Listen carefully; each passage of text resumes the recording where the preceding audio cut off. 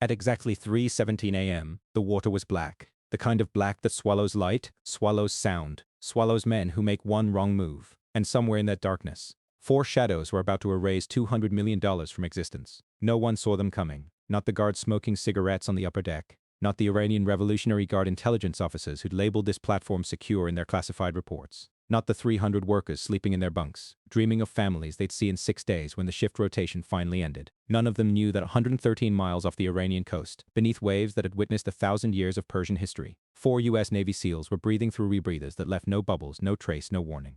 The platform had a name. Kisan 4. To Tehran, it was a steel monument to national pride, 62 meters of engineering rising from the seafloor like a middle finger to Western sanctions. 70,000 barrels per day, pipelines feeding refineries that kept Iran's war machine running. 14 Quds Force soldiers with AK-103 rifles standing watch, convinced that no one would dare. They were wrong. The United States had been watching Kisan 4 for 6 months. Every shift change, every supply helicopter, every radio frequency. Signals intelligence had catalogued the pattern of life on that platform down to which guards smoked during the 3 a.m. watch and which direction he faced when he lit up. This wasn't just surveillance. This was a surgical team studying exactly where to make the incision. Because Kisan 4 wasn't just an oil platform. It was a message waiting to be delivered. And the message was simple.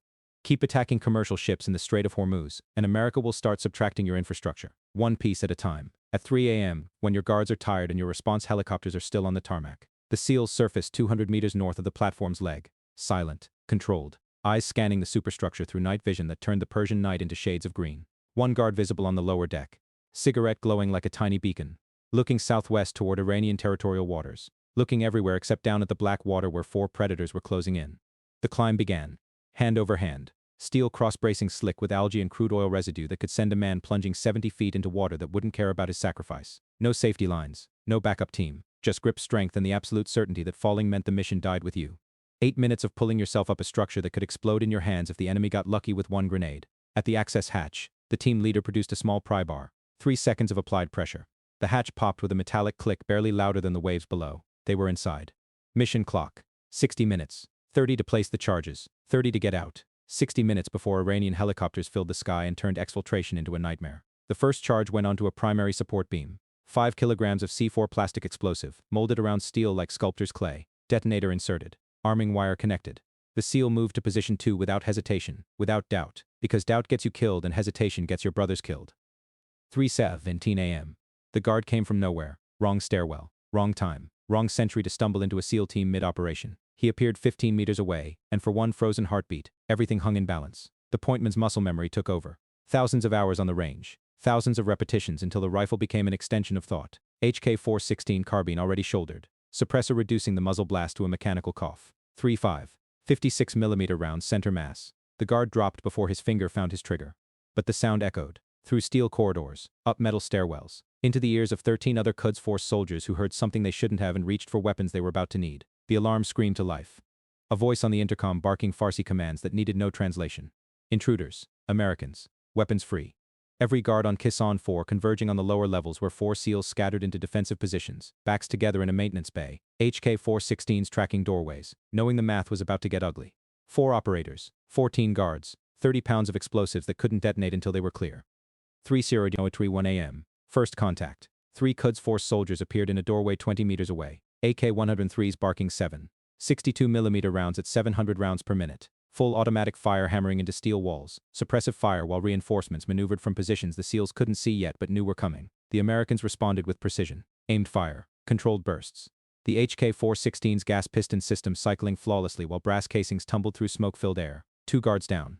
The third retreating, spraying blind fire that ricocheted off pipes and ventilation ducts. But somewhere above, in the command center, a radio operator was screaming into a handset, calling for help. Help that would arrive in helicopters loaded with soldiers who viewed this platform as Iranian sovereign territory worth dying to protect. And 12 nautical miles away, on the USS Porter, an Arleigh Burke-class destroyer, the Aegis combat system had just detected 2 Iranian helicopters lifting off from Bandar Abbas. 14 minutes out. The equation was changing. 4 on 14 was about to become 4 on 40 unless something drastic happened in the next 13 minutes. The AN-SB-1D radar on the USS Porter painted the helicopters the moment their rotors left the ground. 2 Bell 214s, Iranian military designation unknown, but their intent was crystal clear. 20 fresh soldiers. 14 minutes from turning a firefight into a massacre. On Kisan 4, the SEALs didn't know the exact numbers yet. But they didn't need to. They could hear boots pounding on metal stairs above them. Voices shouting in Farsi. the distinctive sound of AK-103 charging handles being racked. The platform was waking up, and it was angry. The team leader made a split-second calculation. 4 charges placed, 6 targets total. Not perfect, but good enough when the alternative was fighting 40 Iranian soldiers on their home territory with nowhere to run except into the black water 70 feet below. He keyed his radio. Encrypted burst transmission to the porter. Execute Plan Bravo. On the destroyer's flight deck, an MH-60S Seahawk's twin General Electric T-700 turboshaft engines screamed to life. Naval Special Warfare Extraction Bird. 2-door gunners with M240 miniguns. 8 minutes to target. The Iranian helicopters were 9 minutes away. The race was on. 3 set ran to 26 a.m. The situation was deteriorating fast. 5 guards down. 9 remaining. But those 9 had learned from watching their brothers die. They weren't rushing anymore. They were coordinating. Flanking. Using the platform's labyrinth of corridors and machinery to close the distance without exposing themselves to the American superior marksmanship. The SEALs fell back toward their insertion point. Fighting retreat. Covering fire. Every backward step measured, every burst calculated to keep the enemy's heads down without burning through ammunition they might desperately need in the next 5 minutes. The team's heavy weapons specialist glanced at his watch. The helicopters would arrive before the Seahawk. The math was simple and brutal. They needed to reach the water, reach the Zodiac boats, and put distance between themselves and this platform before reinforcements turned the Persian Gulf into a shooting gallery. But descending that ladder, the same steel rungs they'd climbed 20 minutes ago, meant exposing their backs to guards who'd closed to within 30 meters and showed zero interest in taking prisoners. The specialist reached into his kit and pulled out salvation wrapped in olive drab metal. M18A1 Claymore mine. 700 steel ball bearings backed by 1.5 pounds of C4 explosive. Front toward enemy. A simple instruction that had been ending firefights since Vietnam. He placed it facing the approach corridor. Paid out the detonator wire. The team descended toward the water while he stayed behind, watching advancing shadows through night vision optics, his thumb on the clacker trigger. This was the terrible calculus of special operations. The discipline required to let enemies get close enough to maximize casualties while not getting so close they could return effective fire before the mine erased them from existence. Too early and you waste the weapon. Too late and you die with your finger on the trigger. 4:22 a.m. Weapons up. Moving fast. Confident now that they had the Americans trapped against the platform's edge. The specialist counted. 1, 2, 3. He squeezed the clacker. The Claymore detonated with a concussion that rattled Kisan 4's superstructure from seafloor to helipad. 700 steel ball bearings traveling at 4,000 feet per second transformed the corridor into a metal storm. The sound was catastrophic. The result was absolute. The guards who entered that corridor ceased to exist in any meaningful way, and the ones behind them stopped advancing because survival instinct finally overrode duty. The team hit the water. Zodiac boats already moving, engines warm, coxswains scanning the darkness for incoming fire or pursuing vessels. They raced east, 2 nautical miles to the rendezvous point where the Seahawk would meet them. Behind them, Kisan 4 remained structurally intact. For now, 4 charges in place. Timers ticking down. 30 minutes until Iranian engineers discovered exactly what happens when American explosives meet Iranian infrastructure. 3:02 a.m. The Iranian helicopters arrived ahead of schedule. Pilots pushing their birds hard, rotors beating the night air, 20 soldiers inside checking weapons and preparing to fast rope onto a platform they believed they were coming to save. They had no idea they were flying into a kill box. The MH-60S Seahawk intercepted at 3 nautical miles. Not engaging. Just positioning. The door gunners tracked the Iranian helicopters through their sights, fingers resting near triggers they wouldn't need to pull. Because 12 miles away, the porter's fire control radar was doing something far more terrifying than shooting. It was watching. The AN Spy 1D painted both Iranian helicopters with enough electromagnetic energy to light up every radar warning receiver in both cockpits. Alarms screaming. Indicators flashing. The pilots suddenly aware that an American destroyer had them locked, tracked, designated as hostile contacts worthy of immediate attention. The message didn't need to be spoken.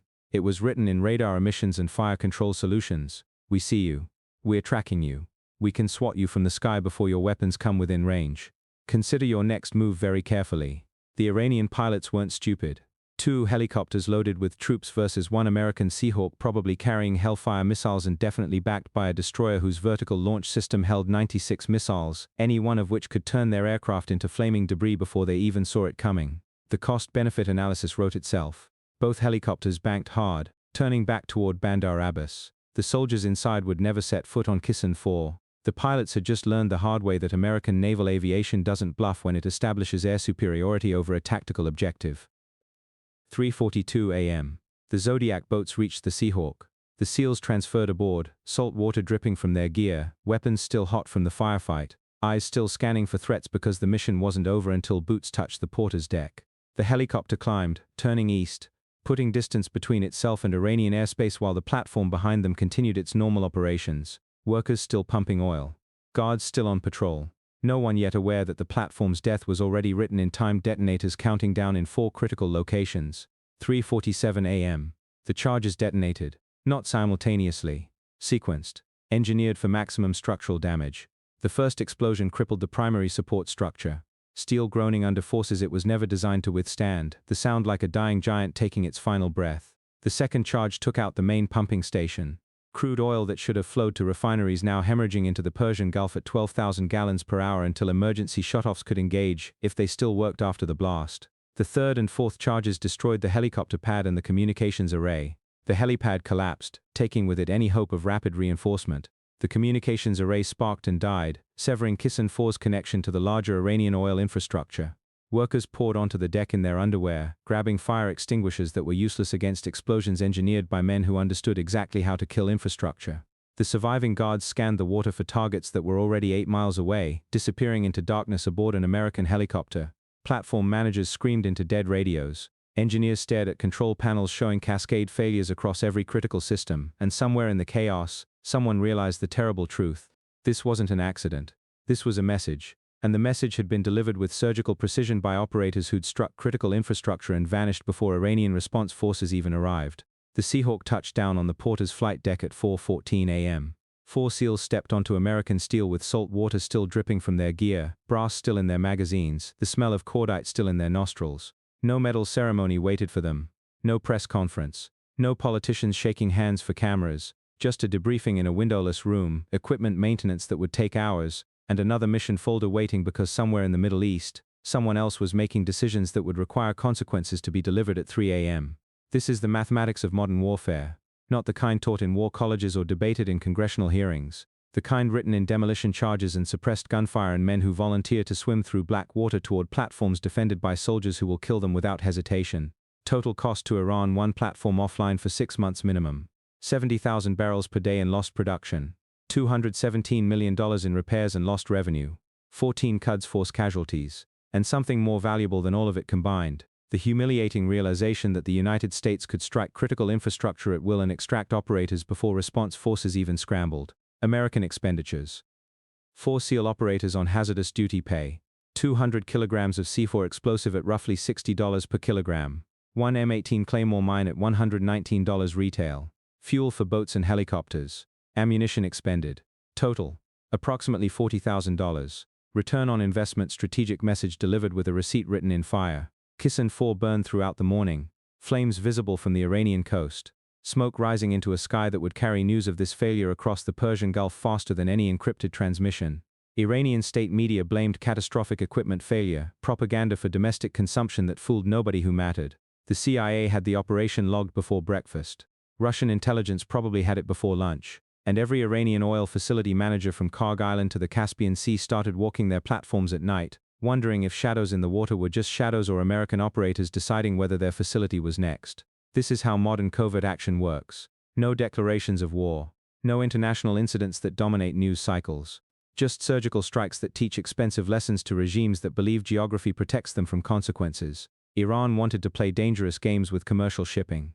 Mines attached to neutral tankers. Missiles launched at vessels carrying grain and oil through international waters. Every attack calculated to inflict economic pain without triggering direct military response. They discovered that America's response isn't always diplomacy.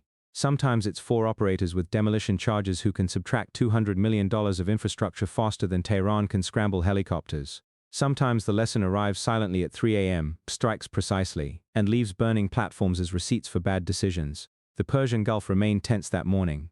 Warships from a dozen nations continued their patrols. Tankers still navigated the Strait of Hormuz with nervous crews scanning the water for fast boats and the sky for missiles. But something changed in the weeks that followed. The attacks on neutral shipping decreased. Not stopped. Regimes like Iran don't learn lessons that completely, but decreased. Noticeably. Measurably. Not because Iran suddenly developed respect for international law. Not because diplomats had a breakthrough in some air-conditioned conference room in Geneva. Because accountants in Tehran ran the numbers and realized that every attack on commercial vessels risked another 3 a.m. visit from operators who'd proven they could hit critical infrastructure and vanish before dawn.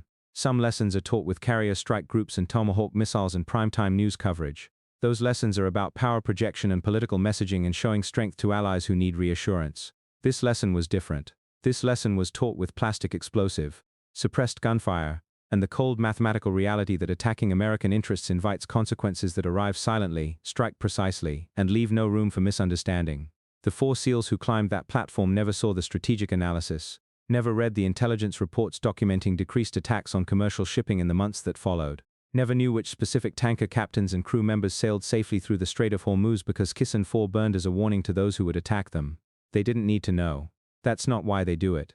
They do it because somewhere in America, men volunteer to become the kind of operators who can swim through black water, climb slick steel in darkness, place charges with precision, fight their way out against overwhelming odds, and make it home before breakfast. They do it because when diplomacy fails and sanctions prove insufficient and the world's most dangerous regimes decide that international waters are their personal hunting grounds, someone has to deliver the message that actions have consequences. And sometimes that message is delivered not by politicians or generals or carrier strike groups, but by 4 men in the dark, breathing through rebreathers, climbing toward a platform worth $200 million to Iran and worth exactly nothing once the timers hit zero.